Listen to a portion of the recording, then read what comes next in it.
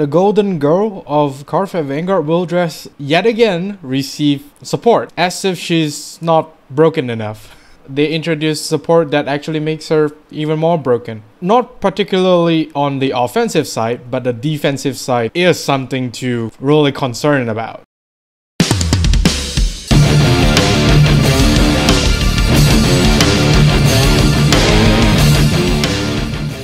This video is sponsored by Phoenix Pharos cards. If you need supplies of singles or splits for Cardfight Vanguard, especially the ones in the video, do check out Phoenix Pharos cards today, and as a bonus, use the promo code MetaNerd to get an amazing 5% discount. And with that being said, let's get on with the video. Greetings YouTube, welcome back to the MetaNerd channel. I am Marcus, bringing you another video for Cardfight Vanguard Willdress. In this video, we'll be going through the support that Eva received in DBT11. Now, ever since the introduction of Eva, she's just been getting quality support after quality support to the point where she's basically one of the top meta decks that you currently could own. It's mostly due to the fact that she is not really that susceptible to board control, since the order card does protect her husband, two of them, unfortunately. But in this set, they are going to introduce something that is not really helping in terms of the offensive side, but the defensive side. These supports in DBT11 is going to help Eva big time in terms of defending. It's a big problem. On top of Eva support, I will be including the support for Arkhite as well, since we don't really have a lot of supports for Eva, at least at the time of this recording. Since both of these girls are best friends, quote unquote, I'm just gonna include her stuff because she did receive some good stuff. Without further ado, let's take a look at what DBT11 has for these two research-loving girls. First off, we have Rabid Researcher. Although when this unit is placed on Rigor Circle, cost Counterblast 1, look at the top 5 cards of the deck, choose up to one card with monster in its card name from among them, reveal it and put it in your hand, shuffle your deck, and this unit gets 5k power until the end of turn. This is basically a 15k attacker while also providing some utility to, you know, basically set up your monster stuff. It is basically helping you to dig your deck for more monster. Any cards with the name monster actually searchable for this card, which will definitely going to help you big time. The only problem here is that this guy here is not a monster, which I am actually very disappointed, because it would be really good if this card was a monster, but oh well. The thing that actually shines to me from this card is that you are able to put a monster PG to the hand. This is actually really huge. Now, since Arkhite is able to keep recycling the monster stuff, this PG is a monster, so technically if you are able to keep using Rabid Researcher skill, you are able to basically get infinite PG in a sense. But yeah, this is a very nifty combo here, and it's something to consider if, of course, you have space to even run this card, that is. I mean, the PG, you will definitely want to run this. It's a monster and it is recyclable, so very nice common card. Next up, we have three-headed monster Trigente. Although when this unit is placed into your auto zone during your turn, choose one of your Vanguards with Arkhite in its card name, and it gets 5k power until the end of turn. This monster here is basically powering up the Arkhite whenever he's put to the auto zone during your turn. As I mentioned before, Arkhite has support that basically recycles the monster zone from the drop zone into the order zone, or from the rear guard to the order zone. It doesn't really matter where this card is, as long as he's being put into the order zone, you are able to provide Arkhite with a very small power boost. The two example cards that basically helps you recycle or put this card into the order zone are basically these two. You are able to recycle from the drop zone and put it to the order zone thanks to these two cards. I mean, of course, you can call this guy to the rearguard circle if you have it in your hand, and Arkhite herself actually does put one rearguard to the order zone, which this is actually not that bad of a target to be put into the order zone, since it does provide Arkhite the 5k power. This guy generally is not really that useful because he technically doesn't really do anything other than, you know, being a discard fodder and, you know, a target to be put to the order zone. It does provide you choices in terms of what card to be put into the order zone, and you just get benefit out of that, which is going to be really nice in the long run. Last of the monsters card is Divergent Monster Lazarec. Although when this card is discarded from hand or deck during your turn, if your auto zone has 2 or more research cards, cast Counterblast 1 and call this card to open Rigor Circle. Second skill, Auto Rigor Circle. When this unit attack or boost, you may have this unit gets 5k power until the end of the battle. If you do, retire this unit at the end of the battle. It's going to be the next best discard target, provided, of course, if you have the Counterblast. If you have the Counterblast, you're able to just discard it into Ride or, you know, any other skills that basically basically involve you discarding cards. You are able to pay that one counterblast and call him basically to any open rigor circle. It's basically a cheap way for you to, you know, reuse your discarding stuff, and since Boba Mine is a monster and will be played in this deck, the counterblast doesn't really matter as much. He's basically a 13k booster that will basically kill itself at the end of the battle, which will then free up spaces for you to superior call your stuff. Arkhite is not restricted to only calling to open rigor circle, so it's okay, I would say. I mean, you are still able to recycle this card. It's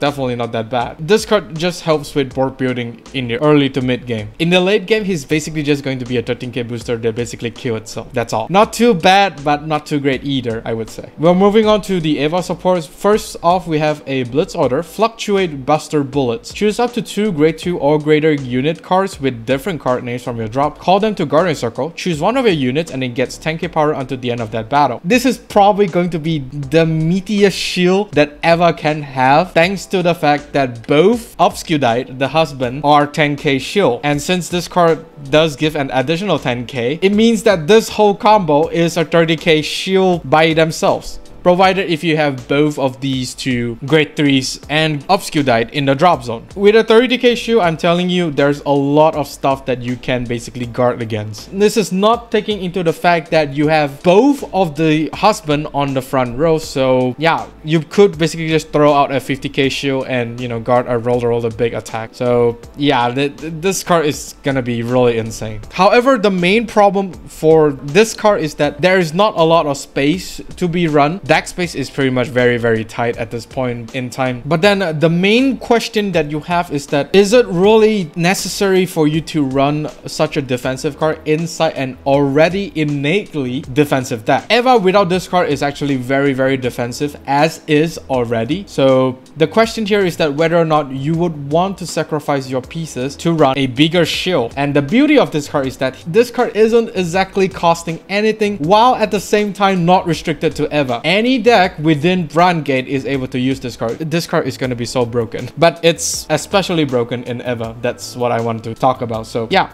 this card, very disgusting. Costs absolutely nothing, while at the same time do provide you with at least a 20k shield, I would say. Next up, we have Absage Adler. Auto, when this unit is put on Guardian Circle, if your Vanguard is Glitter with Eva in its card name, choose up to 1 card with Obscudite in its card name from your drop and call it to Guardian Circle or put it into your hand. If you put a card into your hand, choose a card from your hand and discard it. So another defensive card, but this time it does provide some utility rather than being a pure defensive like the Blitz order. It does let you choose either you want to make this whole card a 15k shield, or you want to basically get the Obscudite from the drop zone to your hand to guard like subsequent attack. It's actually not that bad of an interaction, considering the fact this is basically letting you +1 to the hand on the opponent's turn. Well, technically not really a +1, since you do need to throw this out to the Guardian Circle, so you will need to discard a card if you choose to put the Obscudite from the drop zone to the hand. In a case where your hand is like very much,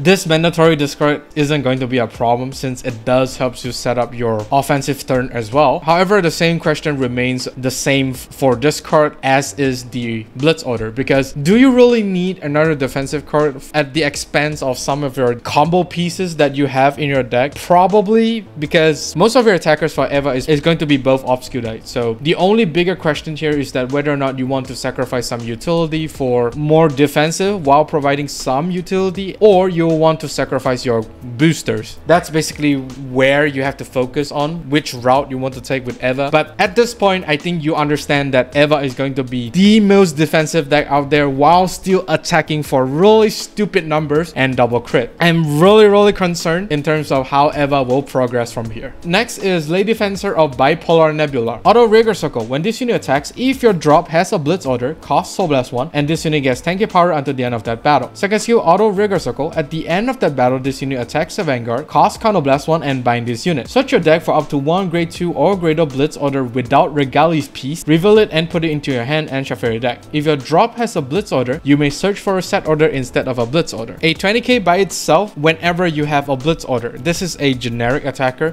not necessarily restricted to Eva. I mean, any other deck within Brandt is able to use this. She is a 20k by herself, while at the same time allows you to basically basically get more blitz order, or if you have another blitz order in your drop, you are able to search for a set order, which is definitely going to be nice, which I think all Brandt will appreciate. Brandt at the moment has a lot of cards that basically helps you search out set orders. So if you're playing this card just to search out the set order, I think there are much better options. But then again, the main value for this card is basically to search out blitz order, I would say, because set order isn't gonna help you a lot in terms of defensively, because you can't really set that set order after the battle phase. So the only logical route that you might want to take is to get the blitz order, especially the grade 2 blitz order that we talked about not too long ago. This combo is just crazy, and it does provide some value to play the blitz order. But other than that, yeah, this card is solid, and it's leaning more towards the defensive side a little bit more than the offensive side. I mean, she is a 20k attacker. She is a 20k attacker. It's just that you need to pay that one soul blast for the 10k power, so not really that great, to be honest. Last but not least is the evolved form of Eva, Poison in Paradise Eva. Although when this unit is placed by riding from Fountain of Knowledge Eva, the OG Eva, search your deck for up to one research card and put it into your hand, shuffle the deck, and activate Personal Ride. Auto Vanguard Circle, when this unit attacks, cost bind a Fountain of Knowledge Eva from Soul, search your deck, hand, or drop for up to one card with Obscure in its card name, and that unit and this unit gets 5k power until the end of turn. If you search the deck, shuffle the deck, at the end of that turn, write the card bound for this cost as rest. Yeah. When you think that the Golden Girl will not get even more OP than this, they introduce something even more OP than this. What this card basically does is she will directly search the deck for up to one research card, which will definitely helps you get out of your breaking situations, because even if you do not get like 3 research order cards when you first go into the OG Eva, this card will definitely guarantees the 3rd research order. This skill is just really good, and you know, Obscure do need 3 research orders, so yeah, that's bonus. However, the on-ride skill I don't think is going to be useful in the late game once your deck is fresh out of research cards. And not only that, this deck does deck thin like really fast, so it's not really that great of a skill. I mean, sure, it does says up to one research card. You can still see what's left in your deck and, you know, just shuffle it and make the best possible decision in terms of your offense. But then the whole point of you riding into this in the late game is basically for the personal ride. And of course, the multi-attack does not really cost any counterblast or soul blast, so that's going to be the big factor on why do you need to ride into this Eva. So since this card no longer costs a counterblast and a soul blast for a 4th attack, yeah,